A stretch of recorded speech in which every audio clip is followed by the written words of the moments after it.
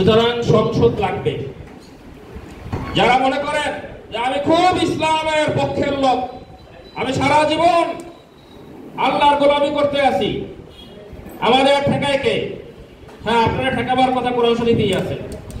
কারণ কোরআন শরীফে বলা হয়েছে সূরা আন-নাহলের 36 নম্বর আয়াতে, আনাবুদুল্লাহ ওয়াস্তানিবুত তাগুত, তোমরা আল্লাহর গোলামি করো আর আল্লাহ বিরোধী যে শক্তি, আইন কানুন, মতবাদ, তন্ত্র মন্ত্র দফা, এগুলো সব বর্জন করো। আমাদের দেশের লোকেরা আল্লাহর ইবাদত করে আর ওই তাগুতের গোলামিও করে। এটার নাম মুনাফিকি। এটার নাম কি?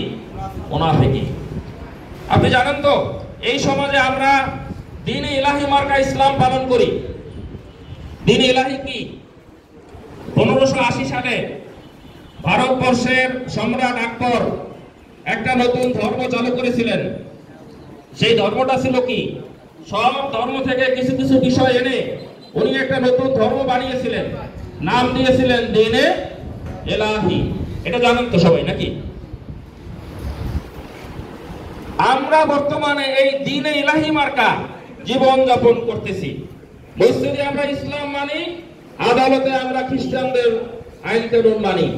বিয়ার সময় শুধু কলেমা হুজুরের আক্ত পড়াইয়ে দেওয়ার পর থেকে যা কিছু অনুষ্ঠান করি, গায়ে হলুদ থেকে শুরু করে এই সব কিছু কাগজ সংস্কৃতি।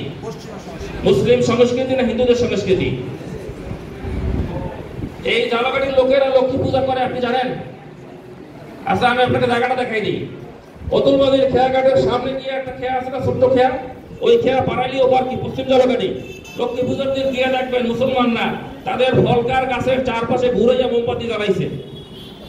আমি জিজ্ঞাসা করছিলাম এটা কেন করেন? বলছে ফল বেশি হবে।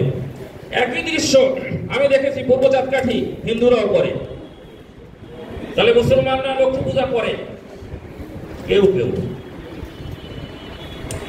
লক্ষ্মী পূজার দিন জাম্বুরা খাইলে রক্ত বাড়ে। খাইছেন কেটা কেটা মনে করেন দেখি? গ্যান্ডারি আখ খাইলে রক্ত বাড়ে লক্ষ্মী পূজার দিন। এই আখ অনেকে খাইছেন, মনে করে দেখেন। ছোটবেলা আমার দাদারা দুধি পড়তো কিনা? আমি দাদারা জিজ্ঞেস করছিলাম দাদা কেন? বলছে যে আমি যেমন তোমারে দিলাম পায়জামা পাঞ্জাবি, ওইভাবে আমার দাদা আমারে দিছিল কি? ধুতি। এইভাবে বড়াইয়া মিলাইয়া আমরা একটা অদ্ভুত রকমের জীবন যাপন করতেছি। আমরা ইসলামও মানি, হিন্দুদেরকেও মানি। আমরা নামাজেও যাই, পূজায়ও যাই। কি কথা কি একেবারে আসমান থেকে বলতেছি না? মেলে কিছু মেলে? এই অবস্থার পরিত্রাণ করতে হলে দিন কায়েম করতে হবে। আর দিন কায়েমের জন্যই, দিনের বিজয়ের জন্যই আল্লাহ তার রাসূলকে পাঠিয়েছিলেন। আল্লাহ রাসূল সেই কাজটা করছেন না? আল্লাহ রাসূল কি মদিনায় শুধু মসজিদ চালাইছেন না রাষ্ট্র চালাইছেন? আল্লাহ রাসূলের সাহাবী হযরত আবু বকর, ওমর, ওসমান, আলী রাদিয়াল্লাহু তাআলা আনহুম, তারা কি সবাই মসজিদ খানকা চালাইছেন না রাষ্ট্র চালাইছেন? তো আমাদের দেশে এখন এটা কোন ইসলাম? আমাদেরকে যারা ইসলাম শিখায় তারা কেন শিখায় যে রাজনীতির দ্বারের কাছেও যাওয়া যাবে না? তাহলে আল্লাহ রাসূল এবং সাহাবায়ে কেরাম তারা রাষ্ট্র পরিচালনা কেমনে করছিলেন? সুতরাং রাষ্ট্র ক্ষমতা লাগবে দম চুরি করার জন্য না। রাষ্ট্র ক্ষমতা লাগবে আল্লাহর আইনের বাস্তবায়ন করার জন্য।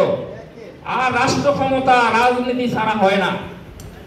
সুতরাং যারা মনে করতেছেন যে আমরা শুধুমাত্র ইবাদত বন্দেগী করব আর রাজনীতির ওই ইবাদত বন্দেগীর মধ্যে আমরা যাব না, তারা একটু চিন্তা করবেন যে আপনি ভুলের মধ্যে